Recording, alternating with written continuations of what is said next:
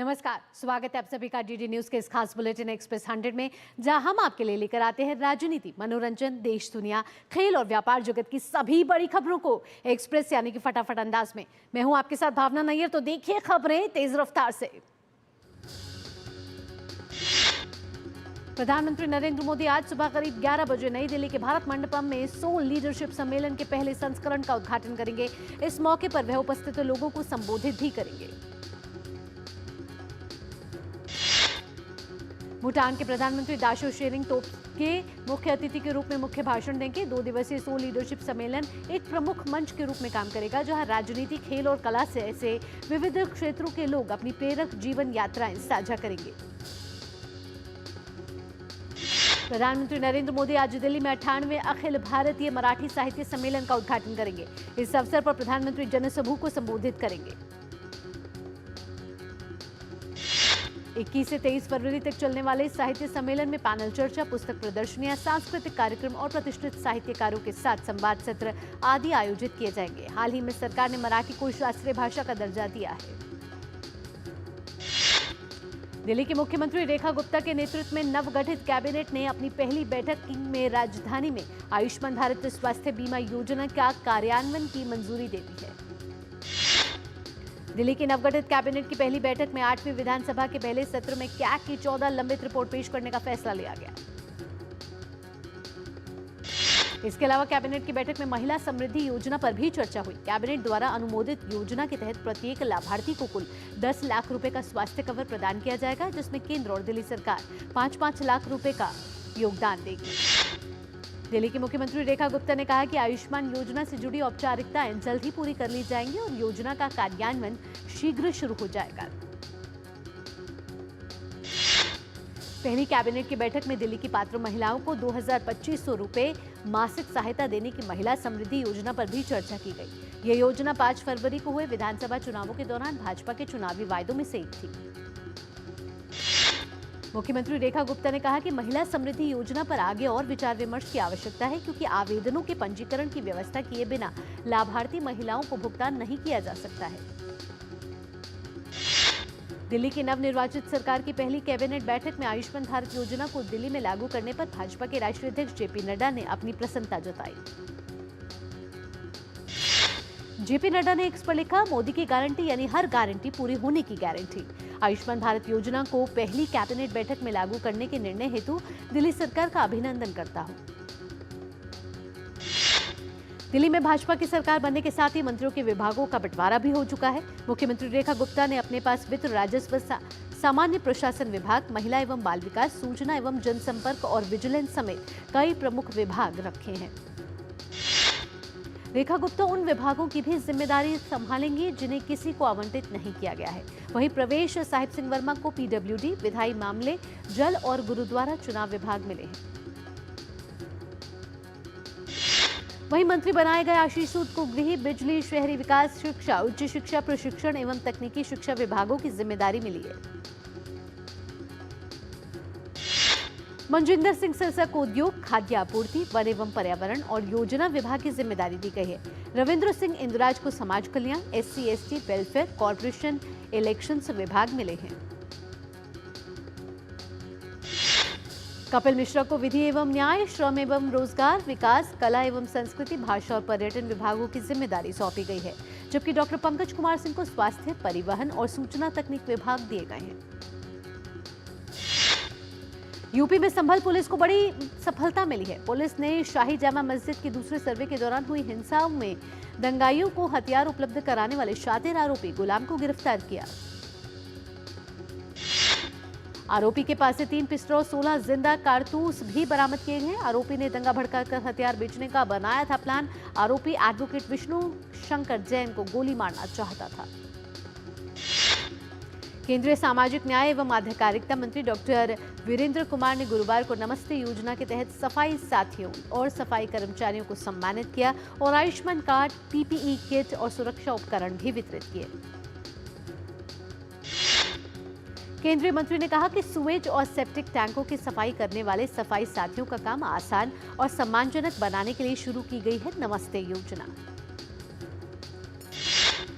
उपराष्ट्रपति जगदीप धनखड़ 22 फरवरी को महाराष्ट्र में छत्रपति संभाजी नगर के 1 दिवसीय दौरे पर रहेंगे। इस दौरान उपराष्ट्रपति डॉक्टर बाबा साहेब अम्बेडकर मराठवाड़ा विश्वविद्यालय के 65वें दीक्षांत समारोह में मुख्य अतिथि के रूप में शामिल होंगे।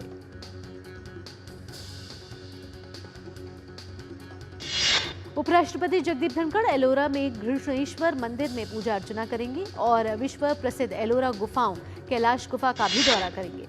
केंद्र ने ओटीटी मंचों को कानून के खिलाफ सामग्री प्रसारित करने से परहेज करने को कहा है। ओटीटी प्लेटफॉर्म आए दिन अश्लीलता और अमर्यादित शब्दों के प्रयोग के बढ़ते मामलों को देखते हुए सरकार ने एक बार फिर सख्त दिशा निर्देश जारी किए हैं।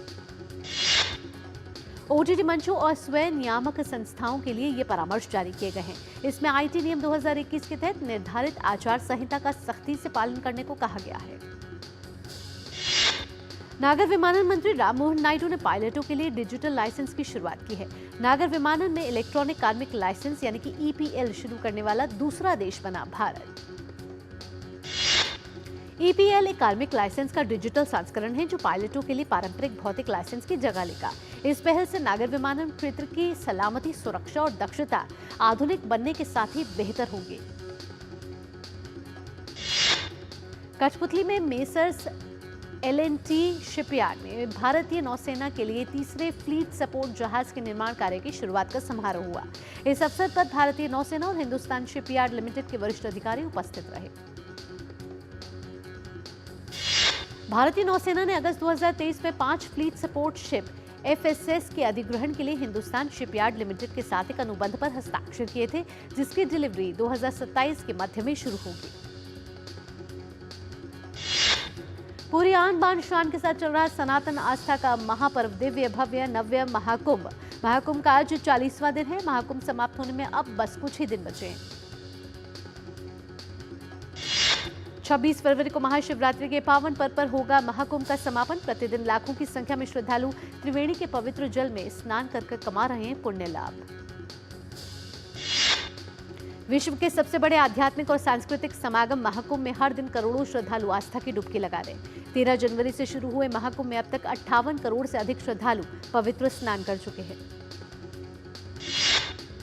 आज सुबह से ही अब तक लाखों लोगं लगा चुके हैं संगम में डुबकी। वहीं गुरुवार को महाकुंभ में 1,28,00,000 श्रद्धालुओं ने स्नान किया। महाकुंभ मेला प्रशासन के अनुसार शनिवार और रविवार को करोड़ों की संख्या में श्रद्धालुओं के प्रयागराज पहुंचने की है उम्मीद। मेला प्रशासन के अनुसार रविवार तक श्रद्धालुओं की कुल संख्या 60 करोड़ के पार पहुंच सकती है। प्रयागराज में चल रहे महाकुंभ में सुरक्षा के हैं पर्याप्त इंतजाम। मेला प्राधिकरण की ओर से मेला क्षेत्र के चप्पे चप्पे पर सुरक्षा की है चाक चौबंद व्यवस्था। महाकुंभ की सुरक्षा में लगे अधिकारी त्रिवेणी संगम में श्रद्धालुओं की सुरक्षा सुनिश्चित करने के लिए लगातार नाव पर गश्त कर रहे हैं। साथ ही सुरक्षा कर्मियों द्वारा लगातार सुरक्षा संबंधी उद्घोषण भी किया जा रहा है। भारतीय रेल महाकुंभ मेले के अंतिम सप्ताह में यात्रियों की बढ़ती संख्या को संभालने के लिए पूरी तरह से तैयार है। प्रमुख स्टेशनों पर यात्रियों की सुरक्षा के लिए विशेष होल्डिंग एरिया और अतिरिक्त आरपीएफ की तैनाती की गई है। प्रयागराज क्षेत्र के रेलवे स्टेशनों पर ऐसे होल्डिंग एरिया और भीड़ प्रबंध उपाय पहले से ही लागू हैं। ये उपाय यात्रियों को अपनी रेलगाड़ी में चढ़ने के दौरान अधिक सुविधा प्रदान करने के लिए किए गए हैं। भारतीय रेल की तरफ से रेलवे की संपत्ति को नुकसान पहुंचाने और तोड़फोड़ करने के सभी मामलों में उपद्रवियों के खिलाफ सख्त कार्रवाई की जा रही है। तोड़फोड़ के एक मामले में आरपीएफ ने एक किशोर को गिरफ्तार किया। रेलवे ने सभी यात्रियों और आम लोगों से रेलवे संपत्ति में तोड़फोड़ करने से बचने की अपील की। रेलवे यात्रियों की सुरक्षा को खतरे में डालने के लिए 5 साल की जेल का है प्रावधान। एक अनूठी पहल के तहत उत्तर प्रदेश की जेलों में बंद कैदी आज जेल परिसर में ही महाकुंभ का स्नान करेंगे। प्रदेश का जेल प्रशासन कैदियों के लिए जेल परिसरों में प्रयागराज के त्रिवेणी के पवित्र जल की व्यवस्था कर रहा है। महाकुंभ में युवाओं की हो रही है रिकॉर्ड तोड़ भागीदारी। पश्चिम बंगाल के बैरकपुर से 3 युवाओं ने बाइक से 850 किलोमीटर की दूरी तय कर प्रयागराज के पवित्र संगम में लगाई डुबकी। महाकुंभ में धर्म संस्कृति के साथ साथ पृथ्वी और पर्यावरण के संरक्षण के लिए भी संदेश दिया जा रहा है। ऐसा ही एक अभिनव प्रयास है मेला क्षेत्र में चल रहा एक थाली और एक पेड़ अभियान। पर्यावरण प्रेमी शिप्रा पाठक प्रतिदिन महाकुंभ में आ रहे हजारों श्रद्धालुओं को न केवल थाली और पेड़ मुफ्त बांट रही हैं, बल्कि मेले में आए लोगों को पर्यावरण संरक्षण, नदी संरक्षण और संस्कृति संरक्षण के प्रति प्रेरित भी कर रही हैं। महान वैज्ञानिक डॉक्टर शांति स्वरूप भटनागर की आज जयंती। 21 फरवरी 1894 को पंजाब के शाहपुर जिले में जन्मे डॉक्टर भटनागर एक वैज्ञानिक और औद्योगिक अनुसंधान परिषद CSIR के संस्थापक निदेशक थे। प्रधानमंत्री इंटर्नशिप योजना पायलट चरण के दूसरे राउंड के शुभारंभ के साथ आवेदन एक बार फिर आमंत्रित किए जा रहे।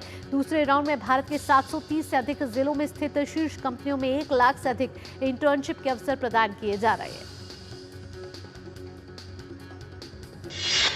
भारतीय सॉफ्टवेयर टेक्नोलॉजी पार्क ने कोलकाता के सॉल्ट लेक में नई इंक्यूबेशन सुविधा शुरू की है। इलेक्ट्रॉनिकी और सूचना प्रौद्योगिकी मंत्रालय के अंतर्गत इस पहल का उद्देश्य पश्चिम बंगाल में नवाचार आधारित उद्यमिता और IT निर्यात को बढ़ावा देना है। डिजिटल पेमेंट ऐप गूगल पे से यूटिलिटी बिल पेमेंट करने पर अब एक्स्ट्रा चार्ज देना होगा। यूजर्स को अब डेबिट क्रेडिट कार्ड के जरिए गैस सिलेंडर बुकिंग, बिजली बिल भरने, DTH रिचार्ज, फास्टैग रिचार्ज जैसे सर्विसेज के लिए पेमेंट करने पर 0.5 से 1% प्लेटफॉर्म फीस देना होगा। ई-मोबिलिटी, एनर्जी स्टोरेज और हाइड्रोजन पर केंद्रित प्रमुख उद्योग निकाय इंडिया एनर्जी स्टोरेज अलायंस के अनुसार साल 2030 में भारतीय सड़कों पर EV की संचयी संख्या 2.8 करोड़ को पार कर जाने की संभावना है। वित्त वर्ष 2025-26 में भारतीय ऑटो कंपोनेंट इंडस्ट्री का राजस्व 8 से 10% तक बढ़ने का अनुमान है। भारत साल 2047 तक 23 से 35 ट्रिलियन डॉलर की GDP के साथ हाई इनकम वाले देश में तब्दील हो जाएगा। 8 से 10% की निरंतर वार्षिक वृद्धि की वजह से यह संभव होगा। अडानी फाउंडेशन ने बटरफ्लाई इफेक्ट फ्रेमवर्क पेश किया है, जो जीवन के हर चरण में महिलाओं का सशक्तिकरण करेगा। बटरफ्लाई इफेक्ट एक परिवर्तनकारी दृष्टिकोण है जो महिलाओं के जीवन के हर चरण में उनकी जरूरतों पर केंद्रित है। सरकार के मुख्य आर्थिक सलाहकार V अनंत नागेश्वरन का कार्यकाल 31 मार्च 2027 तक बढ़ा दिया गया है। PM की अध्यक्षता वाली कैबिनेट की नियुक्ति समिति ने कॉन्ट्रैक्ट बेसिस पर 2 साल की इस सेवा को विस्तार को मंजूरी दी है।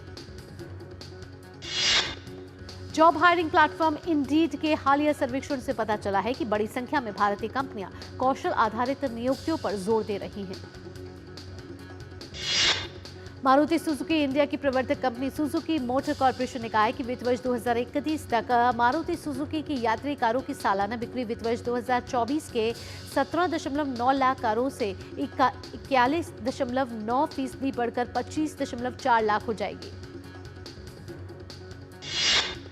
भारत की ई-कॉमर्स क्षेत्र का बाजार आकार 2035 तक 4 गुना से अधिक होकर 550 अरब डॉलर तक पहुंचने का अनुमान है। यह 15% की सालाना वृद्धि दर से बढ़ रहा है।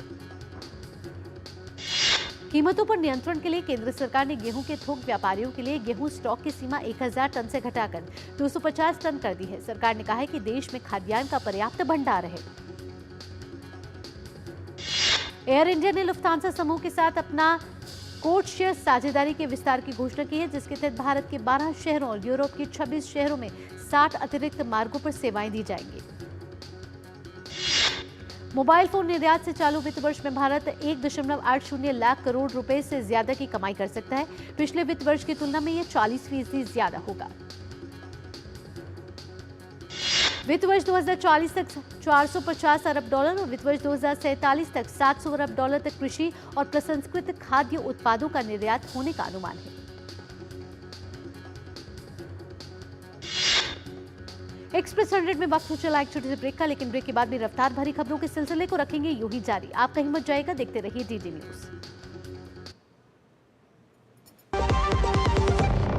एक ऐसा तबका जो रिटायरमेंट के बारे में आज भी बिल्कुल नहीं सोचता, वो है औरतें। औरतें कमा के भी वल्नरेबल हैं। सो NPS एक इक्वालिटी ला रहा है। हम सब एक बराबर प्लेटफॉर्म पे हैं। अपने बेहतर कल को सुनिश्चित करने के लिए NPS जरूरी है। मेरी पसंद, मेरी पसंद, मेरी पसंद, मेरी पसंद, हमारी पसंद, हम सबकी पसंद। मजबूत देश का मजबूत सरिया हो गया स्टील। आपकी रसोई का दिल एलपीजी गैस स्टोव है। मेरा ISI और DIS प्रमाणित एलपीजी स्टोव मेरे पसंदीदा भोजन को पकाने के लिए आवश्यक हीट का सोर्स है। मैं सुरक्षित रूप से और खुशी से खाना पकाने का आनंद ले सकती हूँ।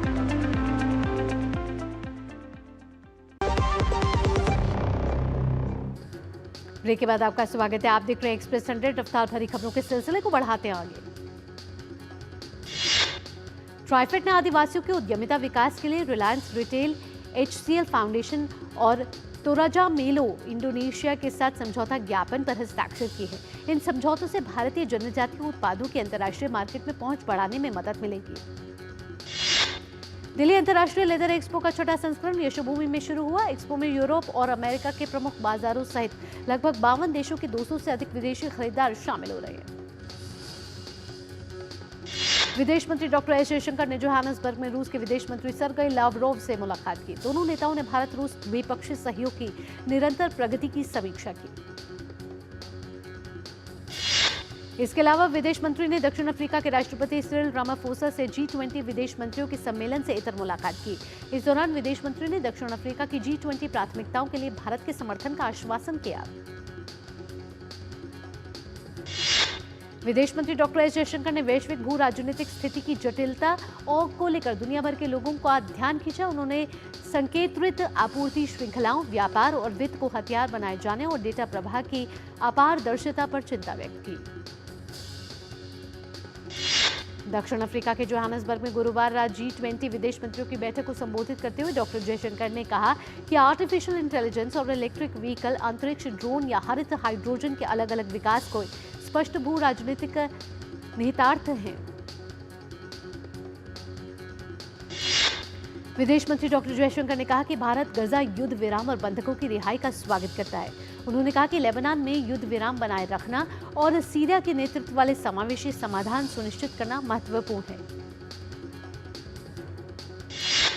मध्य इजराइल के एक पार्किंग स्थल में खड़ी बसों में हुए विस्फोटों के बाद आसमान में धुएं का गुब्बार छा गया। अधिकारियों ने संदेह किया है कि यह एक आतंकवादी हमला था। हालांकि विस्फोटों में किसी के हताहत होने की सूचना नहीं है। इजरायली पुलिस ने कहा है कि 5 बम एक ऐसे जगह थे और टाइमर से लैस थे। वहीं कल गजा युद्ध विराम समझौते के तहत इजराइल को पहली बार हमास द्वारा 4 बंधकों के शव सौंपे गए। इजरायली पुलिस पूरे मामले की जांच कर रही है। पुलिस बसों के जले हुए धातु के गोले के अंदर सबूत तलाश रही है। वहीं इजरायली पीएम नेतन्याहू ने सेना को आतंकवाद के अड्डों के खिलाफ वेस्ट बैंक में ऑपरेशन चलाने का निर्देश दिया। व्हाइट हाउस के राष्ट्रीय सुरक्षा सलाहकार माइक वॉल्ट्ज ने कहा है कि अमेरिकी राष्ट्रपति डोनाल्ड ट्रंप जेलेंस्की से बहुत निराश है। उन्होंने कहा कि यूक्रेन के राष्ट्रपति जेलेंस्की को बातचीत करने और एक महत्वपूर्ण खनिज समझौते पर हस्ताक्षर करने की जरूरत है। अमेरिका के एरिजोना के माराना क्षेत्रीय हवाई अड्डे पर 2 छोटे विमानों के बीच हवा में टकराने से 2 लोगों की मौत हो गई। स्थानीय उड्डयन प्रशासन के अनुसार दोनों विमानों में 2-2 लोग सवार थे।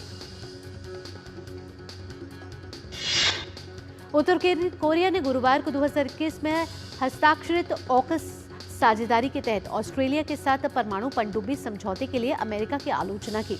समझौते को क्षेत्रीय शांति के लिए खतरा बताया। महाभियोग की कार्रवाई झेल रहे दक्षिण कोरिया के अपदस्थ राष्ट्रपति यून सुक यूल गुरुवार को 2 अदालतों में पेश हुए। यून सुक यूल के खिलाफ देश में आपातकाल लागू करने के मामले में सुनवाई चल रही है। पेरू सरकार ने घोषणा की है कि देश भर में भारी बारिश के कारण आई बाढ़ और मकानों के ढह जाने के बाद देश में 157 जिलों में 60 दिनों के लिए आपातकाल लागू रहेगा। चैंपियंस ट्रॉफी में टीम इंडिया ने जीत से आगाज किया है। अपने पहले मुकाबले में भारतीय टीम ने बांग्लादेश को 6 रन से हराने में सफलता पाई। बांग्लादेश से मिले 229 रन के लक्ष्य को शुभमन गिल के शतक की मदद से 21 गेंद शेष रहते हुए हासिल किया गया। गिल ने 101 रन की नाबाद पारी खेली। बांग्लादेश के खिलाफ 5 विकेट लेकर मोहम्मद शमी ने विश्व रिकॉर्ड बनाया। शमी ने सबसे कम गेंदों पर 200 विकेट लेने का विश्व रिकॉर्ड अपने नाम किया। टीम इंडिया के कप्तान रोहित शर्मा ने वनडे क्रिकेट में 11,000 रन पूरे कर लिए। रोहित सबसे तेज 11,000 वनडे रन बनाने वाले दूसरे खिलाड़ी बन गए हैं। चैंपियंस ट्रॉफी में आज ग्रुप बी के मुकाबले की शुरुआत होगी। अफगानिस्तान और दक्षिण अफ्रीका के बीच कराची में मुकाबला खेला जाएगा। पाकिस्तान के सलामी बल्लेबाज फखर जमा चैंपियंस ट्रॉफी से बाहर हो गए। फखर न्यूजीलैंड के खिलाफ बुधवार को खेले गए मैच के दौरान चोटिल हो गए थे। फखर जमा की जगह पाकिस्तान की टीम में इमामुल हक को शामिल किया गया है। पीसीबी ने आईसीसी की तकनीकी समिति से मंजूरी मिलने के बाद टीम में बदलाव किया।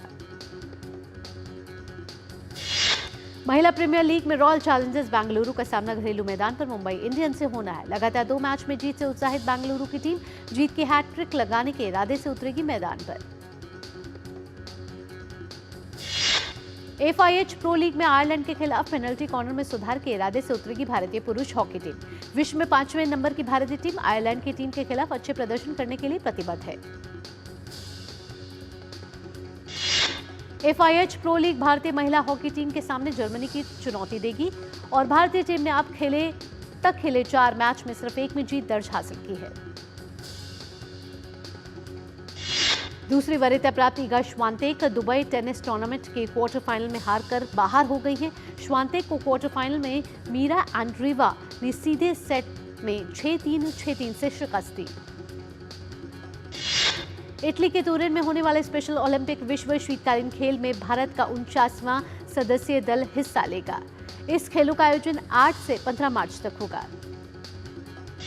भारतीय दल में 30 खिलाड़ी और सहयोगी स्टाफ के 19 सदस्य शामिल हैं। भारतीय खिलाड़ी 6 स्पर्धाओं alpine skiing, cross country skiing, floorball, short track speed skating, snowboarding और स्नो शूइंग में हिस्सा लेंगे। भारतीय क्यू स्पोर्ट्स के स्टार पंकज अडवाणी ने 14वां एशियाई चैंपियनशिप खिताब जीत लिया है। अब उनके नाम 5 एशियाई स्नूकर खिताब के साथ 9 एशियाई बिलियर्ड्स खिताब भी हैं।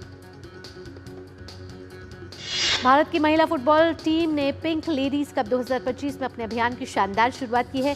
भारतीय महिला टीम ने जॉर्डन पर 2-0 की जीत दर्ज की। अर्जुन कपूर की कॉमेडी फिल्म मेरे हस्बैंड की बीवी आज सिनेमाघरों में हो रही है रिलीज। फिल्म में रकुल प्रीत सिंह और भूमि पेडनेकर भी नजर आएंगी। सोनाक्षी सिन्हा और रणवीर सिंह की फिल्म लुटेरा 7 मार्च को सिनेमाघरों में होगी री रिलीज। मध्य प्रदेश के बाद अब छावा को गोवा में भी टैक्स फ्री कर दिया गया है। वेब सीरीज डब्बा कार्टल 28 फरवरी को OTT पर हो रही है स्ट्रीम। फैंस को फिल्म का बेसब्री से इंतजार। वेब सीरीज क्राइम बीट आज OTT पर होगी स्ट्रीम। साकिब सलीम के अलावा शबा आजाद और राहुल भट्ट जैसे कलाकार नजर आने वाले हैं। बॉबी देओल की वेब सीरीज आश्रम 3 पार्ट 2 27 फरवरी को OTT पर स्ट्रीम होगा। एक्टर रणदीप हुड्डा ने अगली फिल्म जाट के लिए डबिंग की शुरुआत की है। फिल्म 10 अप्रैल को हिंदी, तमिल, तेलुगु भाषा में हो रही है रिलीज। अभिनेत्री तमन्ना भाटिया की फिल्म ओडेला 2 30 जुलाई को होगी रिलीज। आशुतोष राणा और शीबा चड्ढा की फिल्म कौशल जी वर्सेस कौशल आज OTT पर होगी प्रीमियर। और सनी देओल की 1996 में रिलीज हुई फिल्म घातक 28 फरवरी को होगी री रिलीज। इसी के साथ एक्सप्रेस 100 में फिलहाल इतना ही। देश और दुनिया की बाकी खबरों के लिए आप देखते रहिए DD न्यूज। मुझे दीजिए अनुमति। नमस्कार।